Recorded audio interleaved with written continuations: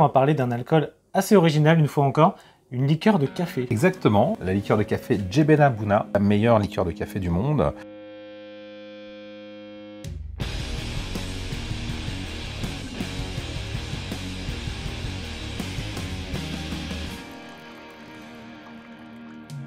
La maison Massenet a pour vocation de magnifier, de sublimer des catégories de produits. Le challenge, c'était vraiment de réaliser une liqueur de café d'exception, plus exigeante en termes de fabrication. Vincent Ballot, MOF torréfacteur, a sourcé du café de spécialité en Éthiopie, acheté auprès de producteurs à leur tarif à eux. Jebena Buna, donc qui signifie la cérémonie du café en Éthiopie. On est à 25 degrés. Ok.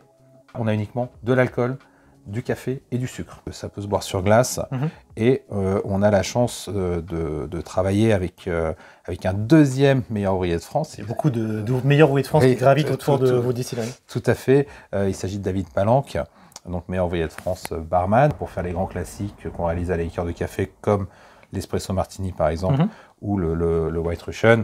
Bah, c'est absolument délicieux. Ouais. Tu sais me dire d'où vient le Calois? Peut-être la Jamaïque. Ça vient du Mexique. D'accord, ok. J'ai pas trop compris le rapport non plus. L'origine de la liqueur de café, c'est Jamaïque. Ça date du XVIIe siècle et c'est né là-bas.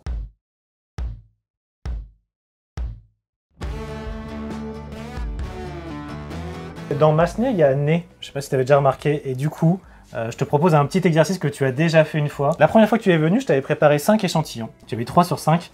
Aujourd'hui, le but du jeu, le jeu va se corser un peu plus pour toi. Tu vas devoir prendre au hasard 5 échantillons parmi les 54 du livre Le nez du whisky que j'ai ici. Eh ben écoute, c'est quoi, je vais... Vas-y, prends. Ouais, je vais faire une petite plaisir, thématique. Je vais prendre que des échantillons incolores. Incolores, ok. Tu t'aides pas? Non, parce que j'ai même l'impression que tout à l'heure ça m'a desservi la couleur. Donc voilà, je prends que des échantillons incolores. Allez. Alors, donc là, on commence par l'échantillon 47. 47. C'est assez fort. Un côté un peu fumé. C'est fumé, c'est ça. Ouais. Ouais, pars pas dans des délires. Ouais, j'étais en train de demander. C'est assez terre à terre. Comme, ok, le prochain, c'est donc le numéro 7. La 7, ça va, c'est des choses plus agréables déjà, je pense. Alors bah là, c'est fruité. Ça ressemble à de la pomme. Je te conseille pas d'en manger. C'était herbe verte. Ah. Ça sent l'herbe fraîche coupée, c'est un petit peu floral. Maintenant, c'est le 4. Bon, c'est de la rose. Ouais, tout simplement. Allez, 45 pour nos amis orléanais. C'est pas très fort. Hein. Ça sent... tu sais, ça sent le truc un peu de rancio, là. Ah, t'es pas loin. Ça sent les notes oxydées, de la noix, du vernis un peu. Je vois ce que tu veux dire. C'est pas ça, mais vous êtes pas loin. C'était du cuir. Ah oui. Le prochain, c'est le 46. Ah. Oh. Original comme odeur. Ouais. On est pile dans la saison. Ah, ça, barbecue. C'est ça.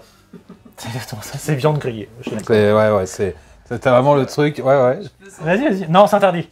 Tu touches pas. Le barbecue. Ouais, t'as vraiment le côté. Barbecue, ouais. T'as 3,5, du coup tu as battu ton record, tu vois. Ah bah écoute. Merci en tout cas Jean-Marie de nous avoir présenté cette bouteille super originale. Je mets les liens pour aussi acheter cette bouteille si vous voulez vous-même vous la procurer. On peut l'acheter celle-ci? Oui bien sûr, chez les cavistes indépendants, chez les épiceries fines à proximité de chez vous. Partout en France. Partout en France, tout à fait. Les cavistes, s'ils en ont plus, il faut leur demander, ils en ont très rapidement. On se retrouve très bientôt pour une nouvelle vidéo. Si vous avez des recommandations à nous faire, des liqueurs de Roquefort Société ou des liqueurs de baguette ou d'autres produits bien extravagants, n'hésitez pas à nous le dire en commentaire. On se retrouve très prochainement, certainement avec Alex cette fois. À bientôt. Ciao.